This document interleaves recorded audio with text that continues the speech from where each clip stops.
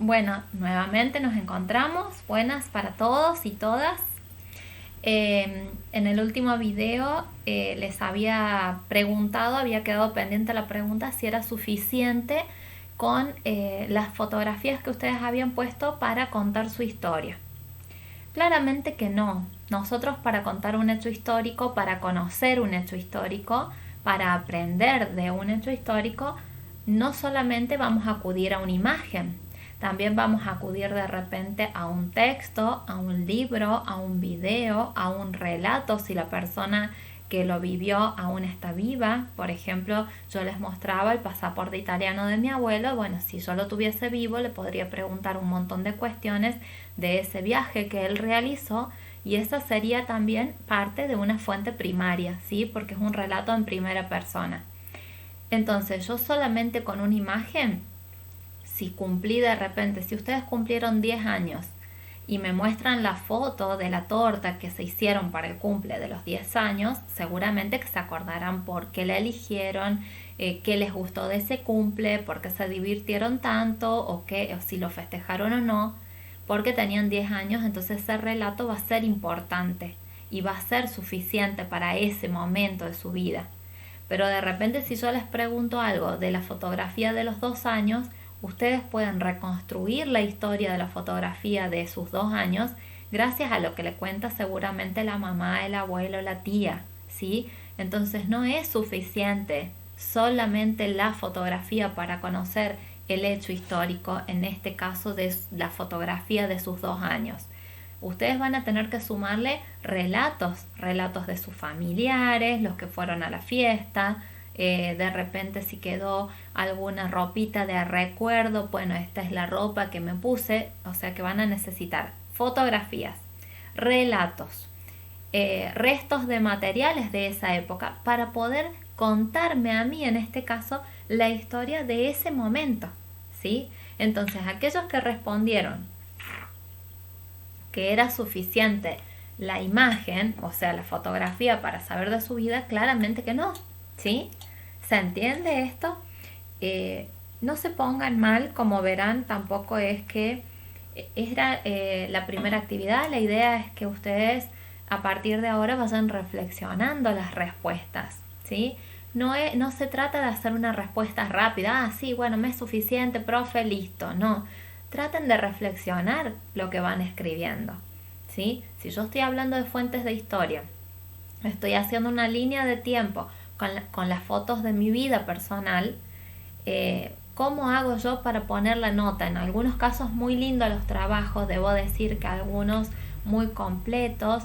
Debajo de cada imagen pusieron un epígrafe contándome a qué se refería, a qué momento de su vida se refería esa imagen. Pero seguramente ese epígrafe que ustedes pusieron no lo hicieron solos, como les estoy diciendo. Se tuvieron que nutrir de otras fuentes primarias, como son los relatos de los familiares, ¿sí?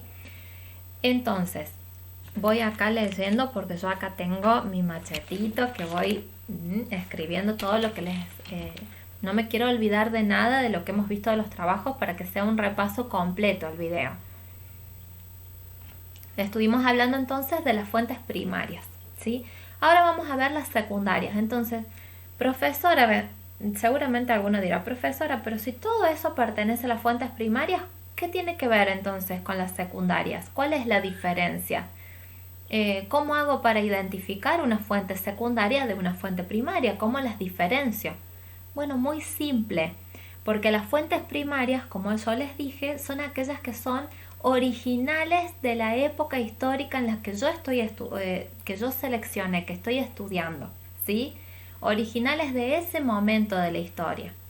Pero de repente, si yo agarro un libro de historia, por ejemplo, este libro del historiador Felipe Piña, que es un historiador argentino, escribió este libro que se llama Mujeres insolentes de la historia. Este libro es una fuente secundaria. ¿Por qué? Porque si bien es histórico, porque habla de la vida de muchas mujeres, acá les muestro un poquito, es muy lindo este libro, porque habla de la vida de muchas mujeres contadas por este historiador. Fíjense que tiene imágenes muy lindas. Ahí está Juana, creo que Esta es Juliana, la rebelión guaraní, por ejemplo. Y acá el texto. Se los muestro un poquito ahí. Este libro pertenece a las fuentes secundarias. Las fuentes secundarias son todas aquellas fuentes que toman de la fuente primaria la información y la reescriben, ¿sí? Como una investigación científica, como este libro de este historiador. Él lo que hizo fue ir a la fuente primaria, buscar todas las fuentes primarias que le ayudaran a reconstruir la historia de estas mujeres que él elige en este libro, y de allí él escribe su propio, o sea, reescribe estos hechos históricos. ¿Se entiende? Cuando dijimos en el primer video, cuando hablé de qué es la historia, les hablé también de un detective, que cuando llega el momento del crimen, el crimen ya sucedió, entonces él se vale de los restos que van quedando para poder reconstruir. Y también les hablé de que la historia, según esa visión del historiador Carr que habíamos visto en ese primer video, era un diálogo entre el historiador y el hecho histórico. Ese diálogo también se da, por ejemplo, en este historiador Felipe Piña, que escribe este libro, porque él se nutre de las fuentes y de ahí su interpretación hace que él escriba este libro. Y este libro nosotros lo tomamos como una fuente secundaria, porque no es original a la época que se estudia, pero sí nos aporta otro tipo de información. Este, junto a un montón de otros libros de historia, forman lo que son las fuentes secundarias, ¿sí? Por ejemplo, si hacemos un documental basado en investigaciones de otras personas que ya estudiaron un hecho histórico, eso también forma parte de las fuentes secundarias. Entonces, concluyendo el tema de las fuentes, tenemos hagamos como un repaso general. Las fuentes son la materia prima de la historia. Podemos encontrar fuentes primarias y fuentes secundarias.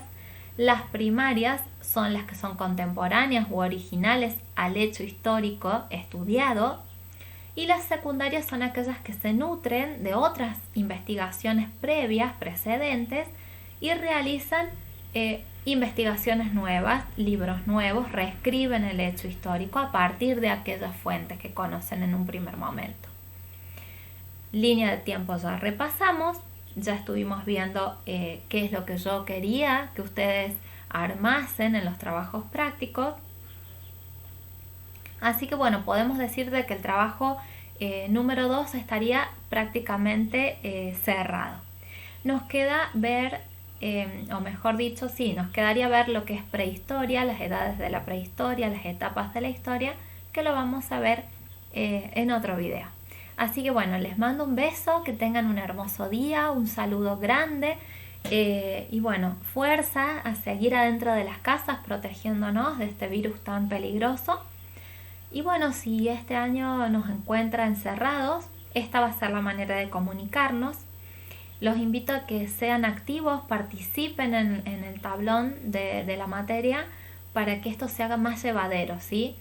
Sé que muchos están lejos, que están en los campos, que no tienen conexión.